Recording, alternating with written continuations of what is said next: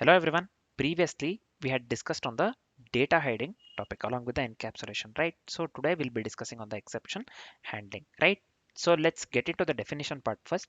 Exception handling allows Python programs to gracefully handle the runtime errors without crashing, right? So what does exception handling do here? It allows Python programs to gracefully handle runtime errors without crashing, right? So the try except block. So we'll be making use of the try and the except block, right? So these are the two keywords you need to keep in mind. One is try and another one is except. So the try except block is used to catch and respond to the exceptions. So what does the try do here? Code that might raise an error, right? So it initialize the code base to run, basically code that might raise an error. What does except do? Code that handles the error.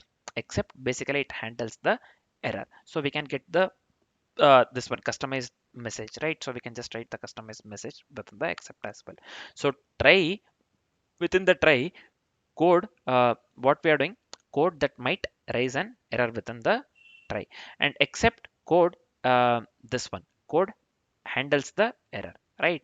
So code handles the error using the except keyword. And else, what does else do here? It executes if no exception occurs. It executes if no exception occurs. Finally, the keyword finally, what it does, it always executes error or not. It always executes whether we get an error or not, whether we are having an error or not. Then also it will always execute finally, right? So we can catch specific errors like zero division error, value error, etc., right? So this is just for the example sake. Let's go with a, or let's get into the example part. Let's consider very simple example, man. So let me go with the function name divide here, a comma b, a comma b. So this is fine. So within the function divide function, so I'll just go with a try here. Try, let me give result, result equals a by b, result equals a by b. So let me make use of the except, let me make use of the except, right? So let me go with the except here, zero division error. So let me go with zero division error. So this is fine. So the next step, let's print something. So I'll just go with print. So this one will be error, error.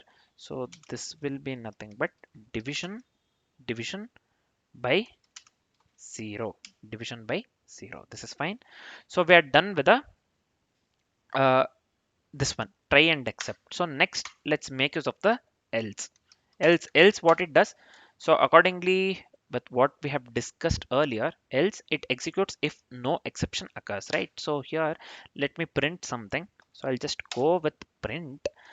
So this one will be result, result is, result is, let me give comma here, let me pass the result. This is fine. So the next part is finally. So let me go with the finally keyword here. This is fine. So let me print something. So let me give here mm, execution completed, something like that. I'll give execution completed. So this is relevant here, right? So execution completed. So this is fine. Yep. We are done with the we are done uh, with making use of this one try except else and finally. Yeah, we are getting some error here, trailing white space piling. So this is fine, right? So except we don't have to make use of the column for the except. So try and except will be making use of, this is fine. So here this is fine, else why we are getting this error? Trailing white space. So what space? So let me do one thing. uh, Let me format the document once. So let's, yeah, we are the error is gone basically. So now let me do one thing. Let me call with the valid input. So I'll just keep here divide function name and 10 divided by 2, nothing but 10 comma 2. And also let's call with a zero division. So here let me go with divide. Mm, so let me consider some number 5 comma 0. This is fine. we are calling with a valid input line number 20, and in the line number 22 we are calling with a zero division. We are calling with a zero division. This is fine. So we are done with the exception handling part. So we are done with the coding part of the exception handling. This is fine. Let's run the code. So what is the output that we need to get here? The output has to be for the first one here. This the output has to be result is what we are printing here. Yeah, this one. Result is this one 5.0, or result is 5. 10 divided by 2 is 5, right? So execution completed is what we are printing. So this one we have to get. Uh, for the second one, the line number 22, we are dividing 5 by 0. So we have to get the output division by this one, where this error we have to get, right? So division by 0, error colon division by 0. This is the output that we need to get, and along with the execution completed, right? So let's check the same here, Python. So let me copy the file name here, file name dot py. So result is 5 point for this one, line number 20. So this is fine. Result is 5, execution completed. And this one we are getting error division by 0 because we are dividing by 0, right? 5 divided by 0.